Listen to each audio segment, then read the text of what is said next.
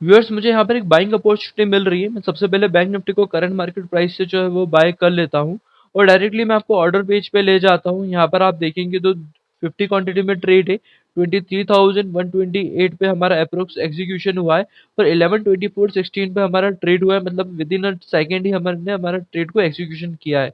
तो सबसे पहले मैं क्या कर रहा हूँ, एक जो नया चार्ट है वो मैं यहाँ पर ओपन कर लेता हूँ और 1 मिनट के चार्ट पे से शिफ्ट कर लेता हूँ और सबसे पहले मैं यहाँ पर रिस्क रिवार्ड रेशियो जो है वो अपडेट कर देता हूँ। कल की यदि मैं बात करूँ व्यूअर्स, तो कल हम लोगों ने एक छोटी सी मिस्टेक करी थी जिस कारण हमारा जो टारगेट है एक्चुअल बेसिस का वो रह गया था। हमने टारगेट थोड़ा सा बड़ा लगा लिया था लिटरली, और हमारी पोजीशन भी हमने थोड़ा सा ऊपर बाइंग करी थी। तो आज हम क्या करेंगे, आज हमारे जो टारगेट है वो 90 से 100 पॉइंट्स तक का है, बट मैं अपना टारगेट थोड़ा सा छोटा रखूंगा। बट यहाँ पर एक छोटी सी चीज मैं आपको कहना चाहता हूँ कि आप इस वीडियो को लास्ट तक देखिएगा, क्योंकि यहाँ पर जो अपना स्टॉप लॉस रहेगा वो 100 रुपीज तक का रहेगा।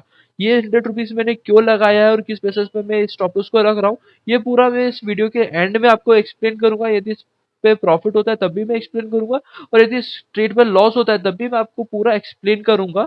अभी आप देखेंगे तो एक्चुअल बेसिस पर हमारा जो टारगेट है वो हमें मिल चुका है 70 पॉइंट्स तक की, 75 पॉइंट तक का। और यदि स्टॉप लॉस की बात करूं तो 99 पॉइंट से 100 पॉइंट तक का स्टॉप लॉस है। तो सबसे पहले मैं यहाँ पर क्या कर रहा हूँ कि मैं अपना जो स्टॉप लॉस है वो यहाँ पर मैं अपडेट कर लेता हूँ, क्योंकि स्टॉप लॉस आ रहा है मेरा 23,028 रुपीज तक का। तो यहाँ से मैंने एंट्री यहाँ से कॉपी कर ली और डायरेक्टली जो है मैं पोजीशन के अंदर एसएलएम में ये एंट्रीज को अपडेट कर देता हूँ। तो यहाँ पर हमारा जो है वो स्टॉप लॉस लग चुका है। और अब मैं आपको एक रेंज बता देता हूँ, यदि इस रेंज के आसपास आता है या फिर इसके ऊपर निकलता है तो मैं अपना जो रेट है अपना वो लगा लूंगा, मतलब टारगेट का रेट लगा लूंगा। एज वेल एज यदि मार्केट थोड़ा सा भी स्लिपेज होता है, यहाँ से 20-25 पॉइंट मार्केट गिरता है, तो मैं एग्रेसिव बेसिस पे अपना जो है स्टॉप लॉस पे ट्रेल कर लूंगा व्यूअर्स। ये भी मैं आपको बता दूं कि यदि मार्केट नीचे भी आएगा तो अब भी मैं अपना स्टॉप लॉस ट्रेल करूंगा। अब जो भी कुछ होता है मैं आपको एक्सप्लेन करता हूँ इस ट्रेड के अंदर। व्यूअर्स जैसा आप देखेंगे तो 19-20 रुपीज तक का यहाँ पर लॉस दिख रहा है। तो जैसा मैंने आपको बताया था कि मैं यहाँ पर एग्रेसिव बेसिस पर जो है यहाँ पर ट्रेल करूंगा स्टॉप लॉस। तो यहाँ पर जो मेरा 100 पॉइंट्स का स्टॉप लॉस था उसे मैं 20 पॉइंट्स से 25 पॉइंट्स जो है वो ऊपर लगा रहा हूँ। तो अब अपना जो एक्चुअल बेसिस का जो स्टॉप लॉस हो गया है वो हो गया है 23,048 रुपीज तक का। मतलब यहाँ पे मैंने 20 रुपीज का जो रिस्क है वो यहाँ पे मैंने कम कर दिया है। यदि हम लोग हमारे ट्रेड के अपोज में जाता है मार्केट तो हम यहाँ से अपना स्टॉप लॉस बढ़ा नहीं रखेंगे। तो अभी यहाँ पे हमें हमारा रिस्क रिवार्ड रेशियो देखोगे तो 0.88 आ गया, मतलब 70 पॉइंट्स तक का स्टॉप टारगेट है सॉरी, और 80 पॉइंट्स तक का स्टॉप लॉस है। अब मैं आपको एक चीज बता देता हूँ, यदि अब रो भी रेंज में आता है मार्केट तो मैं आपको अपडेट करता हूँ। व्यूअर्स जैसा मैंने आपको बताया था कि मार्केट उस रेंज पर आएगा तो मैं अपना टारगेट जो है वो यहाँ पर मैं लगा लूंगा। तो अब यहाँ पर मेरा जो है टारगेट है वो यहाँ पर मैं अपडेट कर देता हूँ, क्योंकि हमारा तो 70 पॉइंट्स तक का, और यदि मैं लिमिट के अंदर रेट की बात करूँ तो 23,198 रुपीज का हमारा जो टारगेट है। अब यहाँ पर हमारा जो स्टॉप लॉस और टारगेट दोनों ही यहाँ पर लग चुका है। और जैसा मैंने आपको बताया था कि इस रेंज के आसपास आने के बाद मैं अपना जो स्टॉप लॉस है वो भी मैं यहाँ पर अपना ट्रेल करूंगा। तो यहाँ पर अब जो मेरा स्टॉप लॉस 80 पॉइंट्स तक का है, अब मैं उसको यदि ट्रेल करने की बात करूं तो मैं आपको बताता हूं किस रेंज पे मैं अपना जो स्टॉप लॉस है वो ट्रेल करूंगा। थोड़ा सा ऊपर रखूंगा कर रहा हूँ, उसके पीछे का कारण भी मैं इस वीडियो के आपको एंड में बताऊंगा। तो यहाँ पर मेरा जो नया स्टॉप लॉस बन रहा है वो बन रहा है 58 रुपीज तक का। तो अब एक्चुअल बेसिस पे हमारा जो रिस्क रिवार्ड रेशियो है वो हो चुका है 1 का, मतलब 70 पॉइंट्स तक का हमारा टारगेट है तो उसके भी में हमारा 70 पॉइंट्स तक का ही जो है वो स्टॉप लॉस आ रहा है।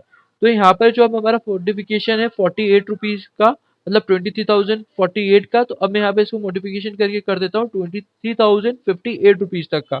तो रिस्क रिवार्ड रेशियो भी अब हमारे फेवर में आ चुका है 1:1 के अकॉर्डिंग। अब जैसा भी मार्केट के अंदर मूवमेंट होता है वैसे ही मैं आपको एक्सप्लेन करता हूँ। व्यूअर जैसा मैंने आपको एक जोन के बारे में बताया था, उसी जोन से मार्केट जो है नीचे आ रहा है, ये वाले जोन से।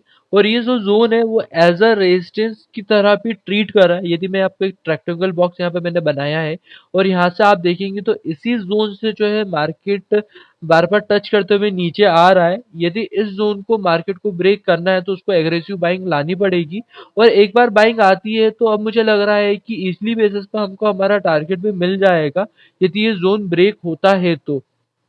ये थी। जैसा मैंने रेजिस्टेंस की बात करी है, एट इज इट आपको जो है सपोर्ट जोन भी आपको दिखेगा। मैं आपको बना के बताता हूँ विद सेम रेक्टेंगल बॉक्स। तो ये जो बॉक्स है वो इस टाइप से आ रहा है। तो आप देख रहे हैं जो मार्केट है वो एक टाइप का कंसोलिडेटेड जोन में है, ना मार्केट इस जोन के नीचे आ पा रहा है और ना ही ऊपर वाला जोन है उसे वो पार कर पा रहा है। और ये जो रेड लाइन मैंने बनाई है, ट्रेड लाइन, वो ऐसा सपोर्ट जोन की बनाई है। और इसके नीचे ही मैंने अपना जो है वो स्टॉप लॉस को रख के रखा हुआ है। और यदि इसको ब्रेक करना है, यदि नीचे आना है, तो इस बॉक्स को जो है उसको ब्रेक करना पड़ेगा। तो एग्रेसिव बेसिस पे सेलिंग आ सकती है, और यदि ऊपर का लेवल वो ब्रेक करता है तो एग्रेसिव बेसिस पे बाइंग आ सकती है। अब देखना है मार्केट में होता क्या है। व्यूअर्स, जैसा जस्ट आप देखेंगे तो जो जोन मैंने आपको बना के बताया था उसी जोन से जो है मार्केट उसने सपोर्ट लिया है। या आप विक देखेंगे तो यहाँ से जो मार्केट है वो ऊपर जाने की कोशिश कर रहा है, और अब वो जो है रेजिस्टेंस जोन को जो है वो ब्रेक करने की कोशिश कर रहा है।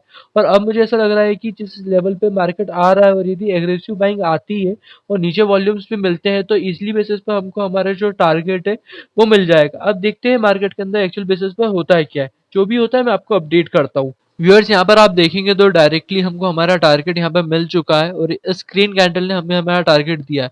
जैसे उसने जोन को ब्रेक किया, उसने इजिली बेसिस पे हमारा टारगेट भी अचीव कर दिया है। तो सबसे पहले मैं क्या कर रहा हूँ, यहाँ पर हमारी जो पेंडिंग पोजीशन थी उसे मैं यहाँ पर कैंसिल कर देता हूँ, और इस पेज को जो है वो मैं रिफ्रेश कर देता हूँ। और मैं डायरेक्टली आपको पोजीशन वाले पेज पे लेके जाता हूँ, जहाँ पर आप देखेंगे तो 3450 रुपीज़ का प्रॉफिट हुआ है। और इस पेज को भी जो है वो मैं रिफ्रेश कर चुका हूँ। और यहाँ पर आप देखेंगे तो लगभग हम लोग इस ट्रेड में 50 मिनट्स पर रुके हुए थे। 11:24 पे हमारा ट्रेड था, और 12:36 पे हमने ये ट्रेड एग्जिट किया। अब मैं आपको एक्सप्लेन करता हूँ कि मेरा ये क्या कारण था और किस बेसिस पे मैंने ट्रेड लिया था। ये बैंक निफ्टी का फ्यूचर का चार्ट है। तो सबसे पहले मैं आपको इसका ओवरव्यू एक्सप्लेन कर देता हूँ। तो यहाँ पर आप देखेंगे तो एक गैप डाउन ओपन हुआ मार्केट के अंदर, और जिस लेवल से गैप डाउन ओपन हुआ है वहां से मार्केट ने सेलिंग दिया, और सेलिंग के बाद एक लेवल पर रिट्रेसमेंट आया इस लेवल के बाद। और इसके बाद मार्केट कंसोलिडेट या एक साइडवे फेस में चले गया, और एंडिंग आपने देखा एक बाय फ्लिप के साथ मार्केट के अंदर अभी हुआ है। इसके अलावा मैंने किस बेसिस पर ट्रेड लिया था अब वो मैं आपको एक्सप्लेन करता हूँ। उसके लिए मैं आपको जो है स्पॉट चार्ट पर ले जाता हूँ। यहाँ पे कुछ ड्राइंग्स मैंने यहाँ पे बना के रखी हुई है। इन ड्राइंग्स को मैं सबसे पहले क्या कर देता हूँ, डिलीट कर देता हूँ। और यहाँ पे मैंने क्या क्या चीजें देखी थी, दो कारण थे मेन कारण। पहला कारण था यहाँ से मैं एक ट्रेड लाइन बना रहा हूँ इस टाइप से, जो एक बेसिक ट्रेड लाइन है।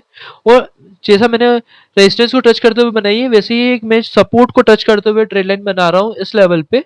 तो यहाँ पे मुझे जो है वो फ्लैग पैटर्न दिखा था, और फ्लैग पैटर्न का ब्रेकआउट था। तो आप देखेंगे तो इस लेवल से स्टैंड यहाँ रैली स्टार्ट हुई, उसके बाद इस रेंज में मार्केट जो है नैरो हुआ, और 11:08 पे इसने इस लेवल पे ब्रेकआउट दिया।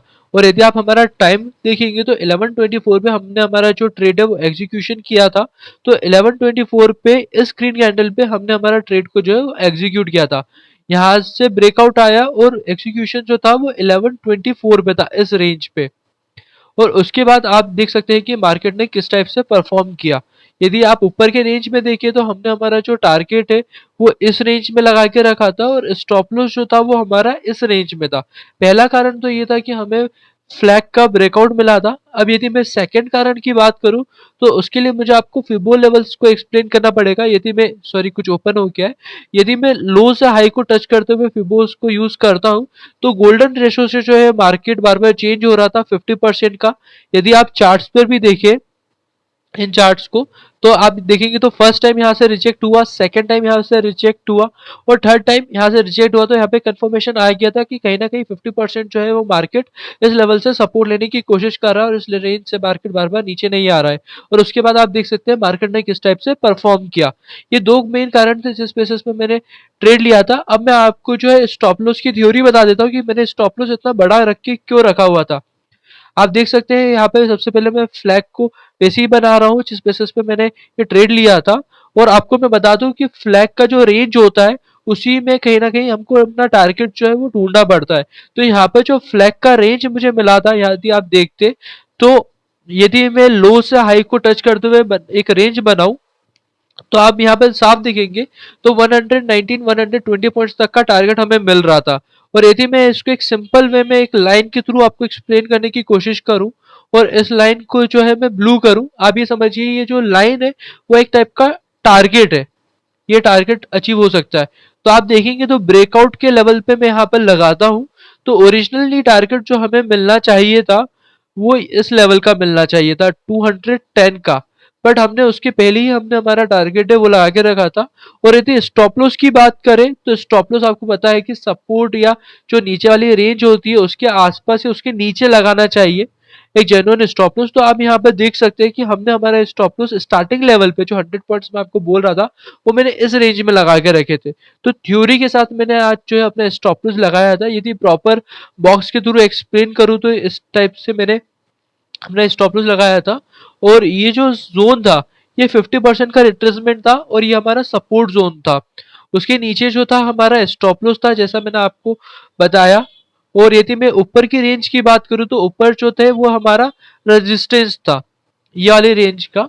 और आप देख सकते हैं कि रेजिस्टेंस के बाद मार्केट ने किस टाइप से मूव किया और इसलिए बेसिस पे उसने हमें हमारा टारगेट दे दिया। आई होप ये जो मेरा आज का ट्रेड है वो आपको समझ में आया होगा। यदि आपको कुछ पूछना है या आपको कुछ बताना है तो आप अपना वैल्यूएबल फीडबैक जो है वो मुझे आप कमेंट बॉक्स में लिख के दे सकते हैं, मैं डेफिनेटली उनको पढ़ूंगा। और यदि आपको ऐसा वीडियो से कुछ सीखने को मिल रहा है तो प्लीज इस चैनल को सब्सक्राइब कीजिए और इस वीडियो को लाइक कीजिए। आज के लिए इतना ही। Thank you very much.